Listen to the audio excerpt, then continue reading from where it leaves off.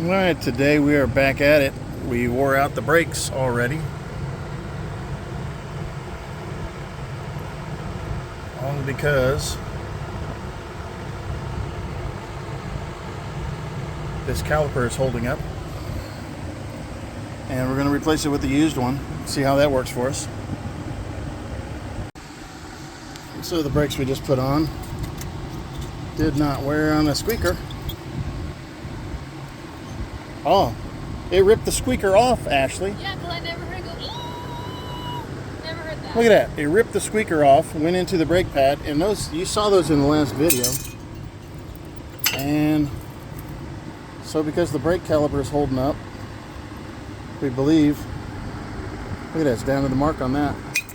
But the inside wore faster because apparently. So it just started hitting, and she said it just started making noise yesterday. We're just going to put the old pads back on it and see how that works with the new caliper. We have a little bit of beef here. Check the other side, and the other side looks great. It spins fine. So let's try this. No squeakers on these. Alright, so we're going to unscrew this. We got to make sure these crush washers work. Otherwise, if they're old, and they may not seal. Now the brake actuator is going out on this car, and it's giving us all kinds of error codes for that. But the car that I got in the back, that I got parts off of, I actually took the brake actuator out, put it in this car, this other car, and the skid control, I had to get both of them out because they communicated to each other. That's what made that car work. That car, the only problem with it was the brake actuator, actually it had a skid control error, but the brake actuator wasn't working because you had no pedal. The pedal was like a rock. This one right here still gives her pedal, but we're gonna change. This is the one that originally came off my other car. I thought if I just did the brakes, it would fix all my problems, and it did not. So I did have to get the used car, the wrecked car, and get the brake actuator and the skid control unit off of it for my other car. Now this one we're going to put in the old brake pads that were good and see if the same problem happens in a week, because it just started touching the back of that rotor, the one I just put on from the other car. And like in the video I told you, this is probably hanging up because the inside pad wore faster than the outside pad. Well, here you saw in the other video, the brake pads, these had plenty of life on them. This is the outside pad, and this is the inside pad. The pad lining is gone, and the brake squeaker actually broke off. So it had to have squeaked at some point. A little squeal of death. So we're going to bleed this. We're going to fasten back up the caliper bolts and see what happens. Oh, and these nebulizer hoses work great for bleeding brakes. They fit right on that bleeder valve. Alright, we're going to have to add brake fluid this time because it's not just about pushing the pistons back. We lost some fluid when we took that brake caliper out. And we're going to have to fill up that brake caliper. So I'm going to overfill it just so that I can bring it down to here when we get done bleeding that brake caliper. So now I should have enough in to get brake fluid to my bleeder, fill the brake caliper. Go ahead, Ashley, and give it a start. You want to put your wrench on here. You'll notice how loose this brake caliper is, only because we just replaced it. Is it running?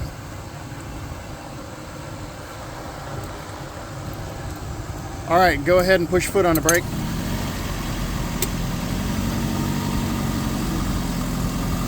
Okay, let up. Roll down the window. Okay, you already let up. Don't let up until I say so. Push down. Now you loosen this, and you're looking for air to come out of the line. Now you tighten it back up. Okay, let your foot up. Now push your foot down again. Now let up. Now I've got to determine if that drip is coming from the crush washers or if it's coming from the bleeder when I'm draining it. Because I don't need this thing leaking when she's... All right, push your foot down again. You'll notice how this tightened up. And look at that. It's coming out of the crush washer. You got your foot down? Okay, push it down and hold it down. Let it up. Now, push it down. Okay, let up. Push it down. Let up. What is that all about? Okay, so it is dripping. All right, those crush washers didn't work. We're going to go to Harbor Freight Tools and buy a kit of crush washers because they're all crushed out. So that's why it's leaking. We can't have that happening while she's driving it. All right. Okay, I changed the crush washers. Well, I actually just put a couple on there that I had. And I put cardboard under it so I can make sure nothing new leaks. I sprayed everything off with brake parts cleaner, so hopefully everything is dry and won't drip from previous drips. Let's see what happens. Push your foot on the brake. Let up. Did you push your foot on the brake? Push your foot on the brake. Let up. You are pushing your foot on the brake, right? So you weren't before? Well, you told me to let up and I let up. Okay, did you see all that air that popped out of there? Okay, now let up. Now push your foot on the brake. Oh, look at that, it bled in the first try. Oh, still got a leak. So, used ones. You can let up. Still got a leak, so we gotta keep that from leaking. They sell these at Harbor Freight. You get all these for $7. If you go to AutoZone, you can always buy them at AutoZone, and they only cost $5 for 2 of these. Yeah. So yeah, you know where I'm shopping. You'll notice this little hole here. The brake line has a key on it. That has to go in that little hole. You want to make sure that's lined up. I got to actually take this brake line off and put the new washers in. We're going to move our test cardboard out of the way. Spray this off again with brake parts cleaner.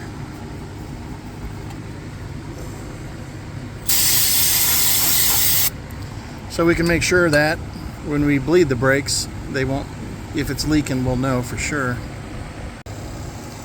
Okay, here we go, bleeding again. Let up, push down. Are you pushing down? Tell me. Let up, push down.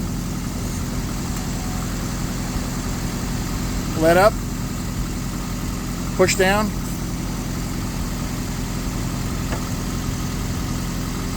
Let up, push down. Let up, push down.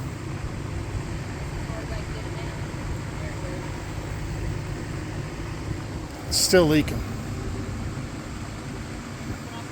Well, it's either leaking or it's... Let up, push down. Something's leaking, whether it's... Okay, let your foot off the brake.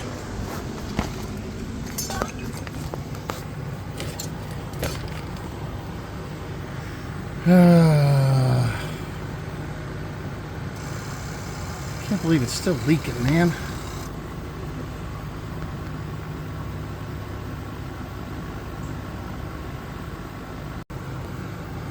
Alright, so I had to turn this a lot tighter than I thought I would to crush those 2 new copper washers. But now I'm not getting brake fluid out of the bottom of it, so that's insane how tight I had to tighten that. Must have worked because there's no brake fluid coming out of here. Now let's see if her... You got your foot up? Oh yeah, this brake caliper is locked up. Let's see if the other one's spinning.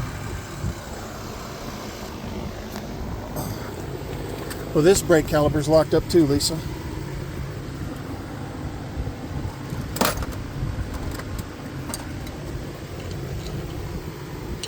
Goodness. Great guns. So the brake actuator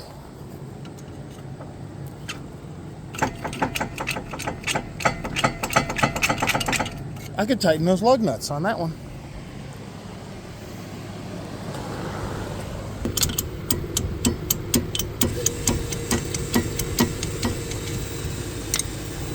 You have the car off? Yeah. Alright, so I ended up taking the original caliper that was on this car apart, and there's a plastic cylinder in here. You can pop these out by compressed air, but you can kill yourself doing it. They pop out pretty hard. Anyway, inside of here there's a C-clip. But if you run compressed air in there, you're taking your own chances. So now after activating the brake, I don't have any drip, and I can turn the rotor, which is a good thing. I couldn't do it before. So before the brake piston was, the brake cylinder was holding up.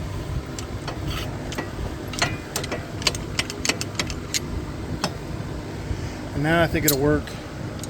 We'll see if triangle of death that says brake actuator. Let's put the brake bleeder cap back on. That'll keep rust out of there.